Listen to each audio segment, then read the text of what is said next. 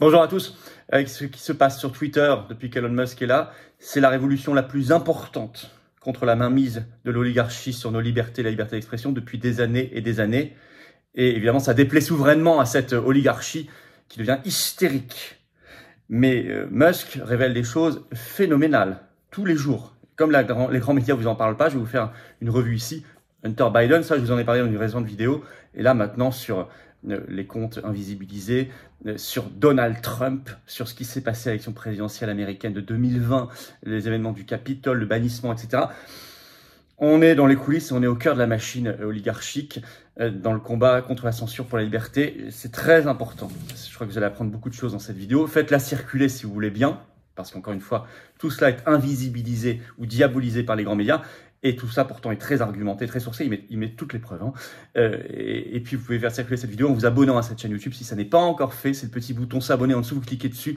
C'est instantané. Appuyez sur la petite cloche. Profitez-en à côté pour recevoir les notifications des futures vidéos et des futurs directs sur cette chaîne. Et s'abonner, c'est gratuit et c'est instantané. Et c'est pris en compte par les algorithmes de YouTube qui donnent plus de visibilité et nous font connaître de gens qui ne nous connaissent pas encore. Voilà, prenez juste ce petit instant si vous voulez bien pour aider ce travail, cette chaîne. Et je vous en remercie infiniment. Beaucoup de gratitude pour ceux qui l'ont fait et qui vont le faire, bien évidemment. Les rendez-vous. Samedi 17 décembre, très important, ça se précise, hein, beaucoup de personnalités de la résistance, beaucoup de monde, l'ambiance de Noël en plus, des choses un peu spéciales, sympathiques, mais beaucoup de combats hein, sur les suspendus, sur l'appauvrissement, sur les coupures de courant, masque obligatoire, sur la liberté, sur la paix, beaucoup de choses. Samedi 17 décembre, Paris, rendez-vous 14h, place des Victoires pour le grand cortège national, venez avec des drapeaux français, ramenez du monde, peut-être des gens qui n'ont jamais manifesté. Avant cela, jeudi 15 décembre, je suis en Meurthe-et-Moselle, vous écrivez à référent 54 tout collé sans accent, 54 comme la Meurthe-et-Moselle, @les-patriotes.fr, information, réservation. Et le 5 janvier en Côte d'Or, vous écrivez à référent 21 tout collé sans accent, @les-patriotes.fr, information, réservation. Voilà, je vous attends aux patriotes. Je vous attends aux patriotes. Adhérez ou reprenez votre adhésion annuelle. Faites-vous ce cadeau de Noël ou faites-le à quelqu'un. Je vous attends. Le combat se mène jamais seul. Jamais isolé. Le combat contre l'oligarchie. Nous sommes le plus grand mouvement souverainiste et de défense de la liberté et de la paix de France contre l'oligarchie dans l'indépendance. Et on défend des belles valeurs, on défend les générations qui viennent où qu'on soit sur le territoire national ou même à l'étranger. Alors le lien pour adhérer ou reprendre votre adhésion annuelle, c'est le même lien et je ne peux que vous y encourager. Vous verrez, vous ne serez pas déçus d'être mis en relation avec des gens qui pensent comme vous près de chez vous. Le lien pour adhérer ou adhérer, c'est le même, c'est le premier sous la vidéo. En description, il est également en commentaire épinglé. Il sera dans les dernières secondes également de cette vidéo en cliquant sur votre écran. Sous la vidéo en description, le deuxième lien sera pour faire un don de soutien aux patriotes. Profitez de cette fin d'année jusqu'au 31 décembre, l'année fiscale pour défiscaliser aux 2/3. Le don l'est, l'adhésion et la réadhésion le sont aussi pour vous, 2/3 de réduction d'impôt. Et évidemment, le don permet de financer nos actions parce qu'on n'a pas un centime de financement public cette année et pas d'aide bancaire. Bravo aux donateurs, vraiment du fond du cœur. Les dons supérieurs à 500 €, il y a un service dédié qui est mis en place, c'est expliqué sur le site des Patreons. Dans tous les cas, c'est utile. Bravo aux donateurs, aux réadhérents, bienvenue aux nouveaux adhérents patriotes. Allez, la révolution Elon Musk dans le mot n'est pas de trop. Vous allez voir, c'est une vraie révolution. Ça hystérise le système et l'oligarchie qui devient folle de rage et de haine. Car non seulement la liberté est largement rétablie, par exemple sur Twitter, la liberté d'expression sur le Covid est rétablie depuis le 23 novembre dernier, mais aussi dans cette révolution Musk dit les coulisses du système oligarchique, dit leurs manœuvres, leurs méthodes, jusqu'à des choses essentielles comme le bannissement début 2021 du compte du président alors en exercice américain Donald Trump. Je vais y revenir. Alors, il ne s'agit pas ici de déifier, attention, de Elon Musk, attention, hein. On déifie personne de toute façon sur cette chaîne. Hein. On est en désaccord avec d'autres points. C'est pas le sujet. Là, je vous parle vraiment de ce qu'il fait et il le fait. Il n'y a pas que des paroles verbales, il y a de l'action. Et donc, il faut le reconnaître. Sur Twitter, mais ça dépasse largement même Twitter. Si vous n'êtes pas encore sur Twitter ou si vous y êtes, mon compte c'est F-Philippot au passage. Alors, là, il a fait sortir de nouvelles, ce qu'on appelle les Twitter Files, les dossiers Twitter. Après une première salve, allez voir ma première vidéo il y a quelques jours sur cette première salve. Là, on a des choses encore plus riches. C'est très instructif, c'est surtout très argumenté, mais des copies d'écran de mails internes des équipes de Twitter, des anciennes équipes, les dirigeants, etc. C'est très important, des canaux de discussion. Et on voit aussi la réaction du système entre silence, c'est-à-dire omerta, et diabolisation. Ça, j'y reviens en fin de vidéo. Première salve de nouvelles révélations, c'est sur la technique d'invisibilisation des comptes gênants pour le système. Eh bien, ce qu'on appelle le shadow ban en anglais, l'invisibilisation par différentes techniques possibles, ça existe bel et bien. alors que l'ancienne équipe, une petite mafia locale dans Twitter, prétendait le contraire, donc mentait. Par exemple, en 2018, Vijaya Gadde, celle qui s'occupait personnellement à l'époque dans Twitter du bannissement du compte de Donald Trump, avait dit que ces techniques n'existaient pas, qu'il n'y avait pas d'invisibilisation. Or, ce qu'on voit par les mails internes, c'est que ça existe bien, ils l'assument et ils avaient des techniques cachées, sans prévenir évidemment les gens. Donc il y a eu une série de tweets en ce sens pour faire ces révélations par un certain Bari Weiss le 9 décembre. C'est une journaliste, une certaine Bari Weiss, pardon, c'est une journaliste indépendante qui avait quitté le New York Times où elle était journaliste jusque 2020. Et cette liste de tweets s'appelle les listes noires secrètes de Twitter, avec création donc de listes noires de personnalités, par exemple le docteur pendant le Covid, Jay Bhattacharya, vous en avez peut-être entendu parler, un scientifique pourtant très réputé qui disait simplement qu'il craignait l'effet des confinements Covid sur les enfants. Et bien pour ça, hop, il a été invisibilisé avec des étiquettes qui étaient collées sans qu'il soit évidemment informé, c'était pas mis en public, ne pas amplifier. Do not amplify, ne pas amplifier. C'est ce qu'il faisait. Donc ça, c'était la consigne qui était donnée en interne pour certains comptes sur Twitter. Et par ailleurs, il y avait également des suspensions de comptes hasardeuses. Il y avait également une technique qui s'appelait la VF, c'est Visibility Filtering, le filtrage de visibilité, qui pouvait prendre différentes formes. Mais le but était toujours le même, qu'un compte soit beaucoup moins vu, partagé, etc. Voire à la fin, suspendu. Ça, c'est la nouvelle salve de révélation après la première sur l'affaire Hunter Biden qui avait été censurée sur Twitter en pleine présidentielle américaine. Mais ça, vous allez voir ma vidéo précédente. Et Musk va maintenant annoncer sur Twitter que très prochainement, il dira pour chaque utilisateur de Twitter où en est son compte, est-ce qu'il a été touché par une mesure d'invisibilisation et comment il pourra faire appel pour faire sauter cette mesure de censure. Très intéressant. Deuxième salve de nouvelles révélations, c'est sur Donald Trump. Sur la présidentielle américaine de 2020, sur le bannissement de son compte, c'est explosif. Et notamment les liens avec le FBI, les services de renseignement américains, je vais vous expliquer tout cela. Alors ça aussi, c'est une série de tweets qui a été faite, donc sous la supervision de Elon Musk, le 9 décembre par Matt Taibbi, qui est un journaliste politique américain. Et il a publié notamment des échanges internes, des courriels internes à Twitter, qui ont eu lieu entre le 6 et le 8 janvier 2021. Le 8 janvier étant la date où le compte Twitter de Donald Trump avait été définitivement banni, avant d'être rétabli il y a quelques jours par la nouvelle équipe. Et là, cette série de tweets de révélation s'appelle « Le chaos au sein de Twitter ». Alors, c'est suite aux événements du Capitole du 6 janvier 2021 que, comme prétexte utilisé, bien le compte de Trump sera banni sur Twitter, mais en fait, écrit le journaliste qui fait les révélations, je cite, « Le cadre intellectuel de ce bannissement, de cette censure, a été posé dans les mois précédant les émeutes du Capitole. » Donc c'était bien programmé. Il ajoute « Tous les outils pour manipuler la visibilité ont été utilisés contre Donald Trump bien avant le 6 janvier 2021, c'est-à-dire les événements du Capitole. » Et il révèle, notamment en publiant des échanges internes à Twitter, je cite, une intensification des relations avec les agences fédérales américaines comme le FBI. Et cette intensification, dit-il, était d'ailleurs appréciée par les dirigeants de Twitter de l'époque. Ils acceptaient de plus en plus d'être simplement des relais de ce qu'on pourrait appeler l'État profond américain. Alors, il révèle que dès le 8 octobre 2020, donc en pleine campagne présidentielle américaine à l'époque, ouverture d'un canal de discussion interne à Twitter, donc vraiment interne, pour surveiller les comptes de ce qu'ils appelaient les VIT, Very Important Tweeters, les tweeters très importants, acronyme qui rappelle bien sûr les VIP.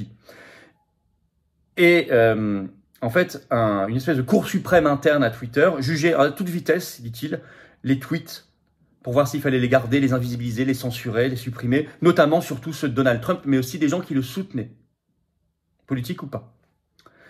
Et ce journaliste, sous la supervision de Musk, écrit ceci, « Nous découvrons chaque jour davantage, je cite, nous en découvrons chaque jour davantage sur les interactions avec les agences de renseignement gouvernementales. Par exemple, on a découvert que chaque semaine, il y avait une rencontre entre un dirigeant très important de Twitter qui s'appelait à l'époque Yoel Roth et le FBI, mais aussi avec le bureau du directeur du renseignement national, le DNI. Le FBI, on apprend, envoyer des rapports sur des tweets pour guider l'action de l'équipe dirigeante de Twitter. Donc le FBI sélectionnait des tweets qui lui posaient problème, il envoyait aux dirigeants de Twitter en disant là, il faudrait faire quelque chose. Et souvent, il le faisait.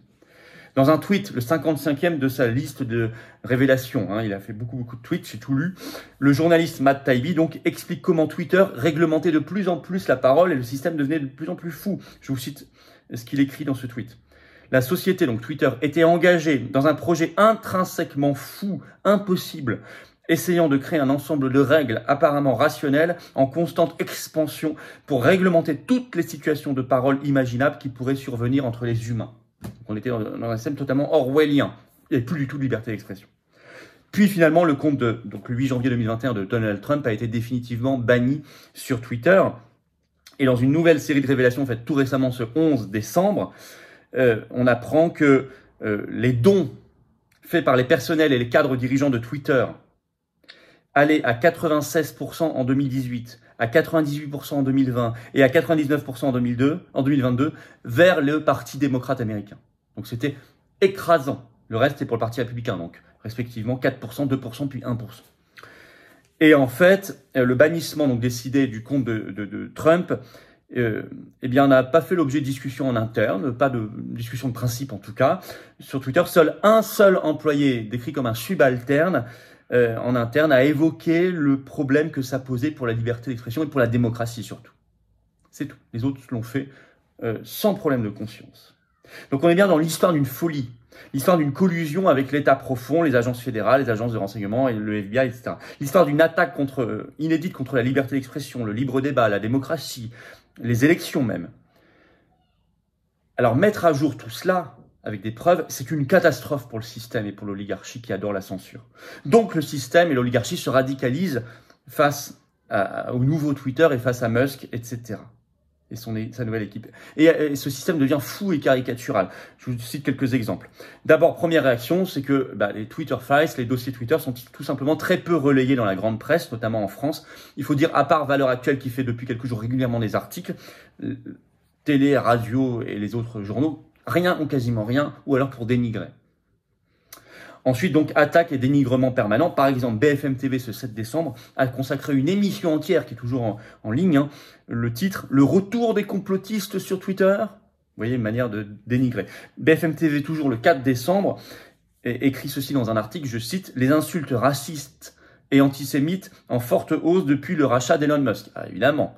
Et se fonde sur un compte qui a été fait par le Center for Countering Digital Hate, donc un centre qui regarde la haine en ligne.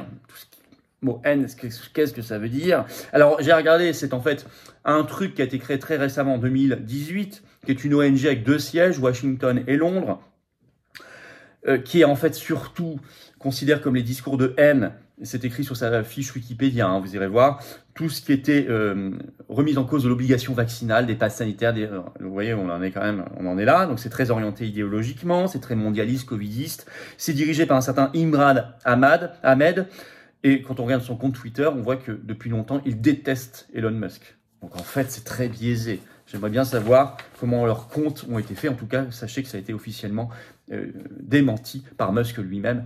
Et il faudrait des preuves plus solides pour avancer ce genre d'allégations. On peut citer Télérama le 6 décembre qui publie un article fou. Le titre « Avec Twitter, Elon Musk rêve-t-il de tuer la démocratie ?» Donc là, on est vraiment dans l'inversion accusatoire. C'est-à-dire que plus on libère la liberté d'expression, plus on tue la démocratie pour ces gens-là. Mais preuve qu'il est tellement attaqué c'est la preuve qu'il tape là où ça fait mal, évidemment. Or, son nouveau Twitter est de plus en plus un succès, y compris économique. Article de BFM Business, cette fois-ci du 4 décembre, le titre « Elon Musk remercie les annonceurs de retour sur Twitter comme Apple, Reuters, Amazon, etc. qui avaient quitté Twitter ou réduit sur Twitter leur activité publicitaire et qui reviennent totalement, évidemment. Donc, en fait, il y a même un succès commercial. Donc, en conclusion, ce qui se passe est inédit, est historique, il faut en peser le sens, parce que non seulement c'est un rétablissement de liberté d'expression, c'est en soi très important, c'était plutôt, pour ces dernières années, on allait plutôt dans le sens inverse. Pour une fois, il y a un retour vers des choses bien. Mais surtout, ce qui est inédit, c'est montrer, avec des preuves, comment le système fonctionne de l'intérieur, montrer les coulisses de l'oligarchie. Et ça, l'oligarchie déteste ça. Elle déteste qu'on mette la lumière sur tout ça. Donc tout ce qui se passe là en ce moment, c'est un vrai combat pour la liberté et pour la vérité. Et c'est donc normal qu'il soit hystérique en face. Preuve qu'il faut continuer, accélérer, marteler, notamment en France, bien évidemment. toujours se battre pour la liberté d'expression. Relayez tout ça, relayez si vous voulez bien cette vidéo qui va ouvrir des esprits, forger des combattants et des résistants. Abonnez-vous pour cela à cette chaîne, le petit bouton en dessous s'abonner, cliquez dessus, c'est instantané, c'est gratuit. Grand merci, beaucoup de gratitude pour ceux qui s'abonnent à la chaîne parce que vous permettez une meilleure visibilité des vidéos et on va ensemble vers le demi-million d'abonnés. On fera un événement pour fêter cela. Vous allez voir, ce sera assez grandiose, bien évidemment. Je vous attends, donc samedi 17 décembre, rendez-vous 14 h, place des Victoires à Paris. Venez très nombreux au cortège national pour la résistance. Ça va être phénoménal. À quelques jours de Noël, par ailleurs. Je vous attends aux patriotes avec cette carte orange qui est la vôtre. Vous pouvez adhérer ou réadhérer. Si votre adhésion a plus d'1 an, c'est à vous de le faire. Hein. Je vous attends, vraiment, de bon cœur et vous serez les bienvenus, que ce soit outre-mer, en métropole ou à l'étranger. On est partout présent et on a besoin de vous. Voilà, votre expérience, votre point de vue, votre force d'âme, vos convictions, votre cœur. Pour nous et les générations qui viennent. On a le devoir, je crois, sacré de le faire. Le combat se fait ici, notamment. C'est une carte de résistance. Le lien pour adhérer ou réadhérer aux Patriotes, c'est le premier lien sous la vidéo en description. Il est également en commentaire épinglé. Et dans quelques secondes, en cliquant sur votre écran, vous choisissez. Sous la vidéo en description, le deuxième lien est pour faire un don de soutien aux Patriotes, permettant de financer nos actions, parce que je rappelle qu'on n'a pas 1 euro de financement public cette année. Rien. Or, on fait. Tout ça est défiscalisé aux 2 tiers pour vous. Adhésion, réadhésion et don. Pensez-y avant le 31 décembre. Fenêtre de défiscalisation. Après, les compteurs sont remis à 0 le 1er janvier 2023. Bravo aux donateurs, en tout cas, et aux réadhérents. Bienvenue aux nouveaux adhérents patriotes résistants et vive la France.